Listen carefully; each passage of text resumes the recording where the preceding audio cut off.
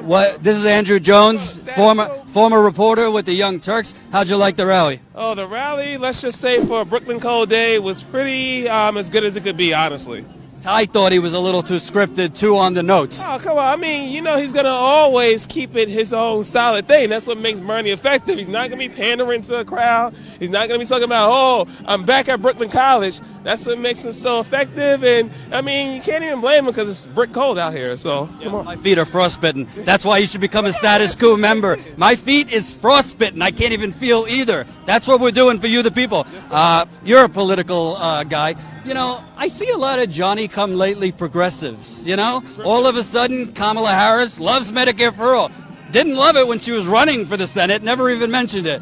Cory Booker is now running on love. He loves Medicare for all. He certainly loved the banks for the last 2 decades. Yep. What are your thoughts on the Democratic clown car, all trying to masquerade as, you know, the OG progressive? Because they think that they're going to be looked at so authentic that, oh, this is the new wave, this is the new bench that is going to galvanize America, and they honestly think that they're coming in with a lot of integrity, that they're cool, and that they're going to get the ground well support despite clearly being the traditional hack politician that has pissed a lot of people off in the process. No matter how new they are to a lot of people, for those that know us like we do them, that they're still the generic, same uninspiring political person that's going to only do things when they see their poll numbers benefit. So they just honestly think that they're going to be getting this popularity, and so far with how they declared, they haven't gotten any bumps so far. So they're just saying those positions because they just see it politically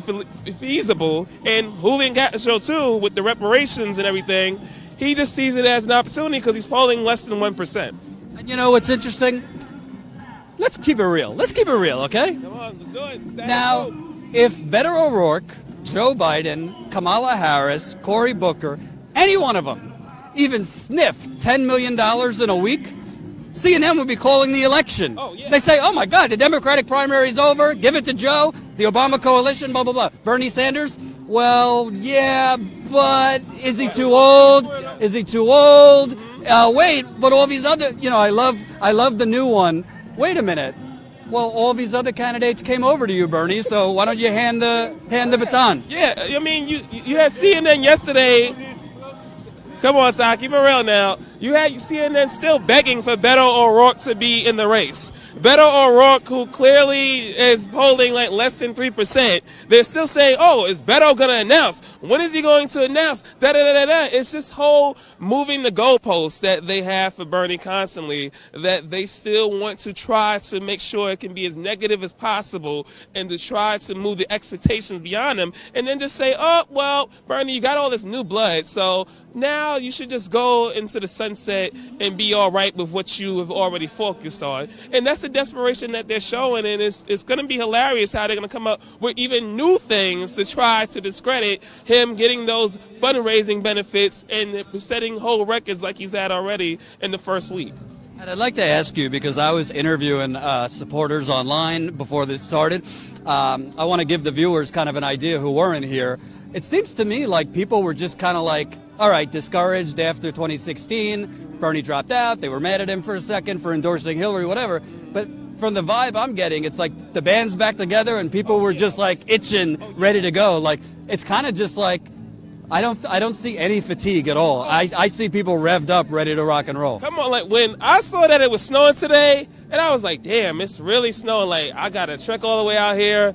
And I wonder how the crowd is going to be. And for him to have this crowd that he's gotten today in this weather with how we are New Yorkers, even though we brave the cold on weekends, like we want to just get the shoveling on and chill, watch whatever we want to watch. It's funny that he called out Netflix because a lot of people would rather want to watch Netflix or whatever on a snowy day. Nope, not today. They were out here and packed up. So the enthusiasm is just as strong as it was in 2016, if not maybe even more, with how there's even more people that are recognizing his presence overall beyond the under 35, under 40 crowd, and it really galvanized for him where you won't have a regular politician come in New York snow and get a crowd like this right now. All the way in South Brooklyn, too, by the way. It's not like we're in the middle of Brooklyn where you can get even more trains. Like, you're at the south point of Brooklyn, and you still got a crowd like this on March 2nd in the snow? Come on, the enthusiasm is at its highest point. And are you aware the significance of March 2nd? Do you know what today is? Well, actually, no. Actually, not, Jordan. You can probably tell me what. It is Tommy Tahifi Bayless's 58th birthday. Oh, my goodness. I thought he was actually almost going on 80 right now. I mean, I'm telling you. You know what Ty said to me this morning? He says, why do we got to get up this early? Nobody's going to wait in line in the snow. See, he's on that West Coast side, and that's why. But he knows he loves that winter NYC weather. That's why he's here. He knows that this is the realest coast. He knows that overall. Happy birthday, good sir. You're looking very, very still young all the way. Far from Social Security, I have to say. So, Andrew, let's keep it real. Yes, sir. I want to tell the audience the truth. All right, so Andrew and I, for a hot minute, were together at the Young Turks. I didn't have to worry about funding. They had the funding. So now Status Quo is trying to get out there on the campaign trail. As important as it is to have, political revolutions, what are your thoughts on the need for Status Quo and independent media on this campaign trail? Because the people want Status Quo out there, but I keep telling them, join us. We need people. We're trying to boost our membership, trying to grow our GoFundMe. How critical you have been in independent media, and you've also been in corporate media.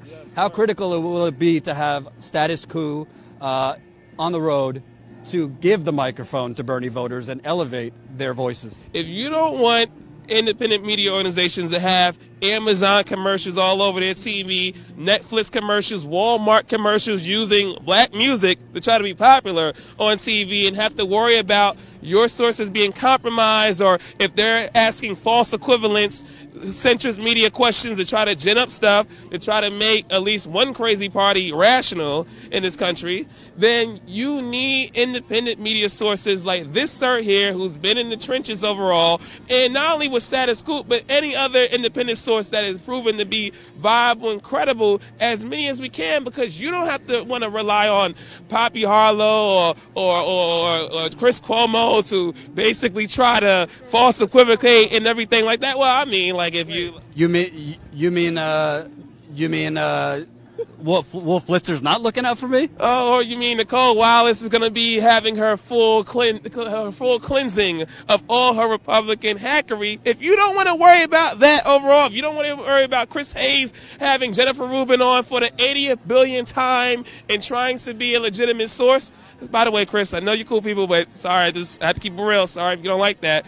Sources. I'm done with you, Chris Hayes. That $600,000 suit you got on, I'm done with you. Sources like Status Quo, you won't have to worry about ridiculous suits being worn like that while trying to be cool as well as he tries to, and have legitimate people like Jordan going to Flint still, because no one's in the national media, well, in our centrist corporate, colleagues have been talking about Flint lately, and being able to really cover the sources where it's just not about horse race or wondering which centrist Democrat candidate is going to get a wave or whatnot or anything, or having to go on The View and think that Abby Huntsman and Meghan McCain are wonderful sources to listen to views. Then go to sources like Status Quo and fund them and truly galvanize them and be able to spread it around your friends, because you won't be able to have legitimate sources and wondering if your news is doing their job without sources like Jordan, Status Quo, and the others just like him. And the most important question,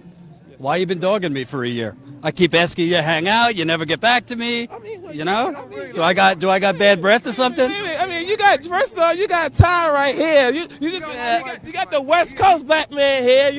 I don't want to hang out with you because you're black. I like hanging out with you. I mean, and now that he also got a lot of other people loving him across the country, where this man, I don't know if he's going to be in New York one time, or he might just be either in Michigan or like in West Virginia or just anywhere in California. I mean, sir, you were on the fly. Now, it's hard to track you down. I mean, he's really grinding for you people, where I don't even see him. He's right a borough across me. That's why you need to move to Brooklyn now. You know that. Despite all it's the wave and whatnot, but at least have you been to my apartment? Well, I mean, I've been to the lovely apartment of working class conditions all the way. Yes, I've been there, sir. I hope the couch is still going on strong, or still is. Okay. All right, man. Thank you. Hope you enjoyed that last video. Hop on over to statusquo.com, where you can sign up for our email list and become a member for as low as $5 to $10 a month. Membership is how we grow. That's statusquo.com/join. And remember, join our email list so we can grow the revolution with you.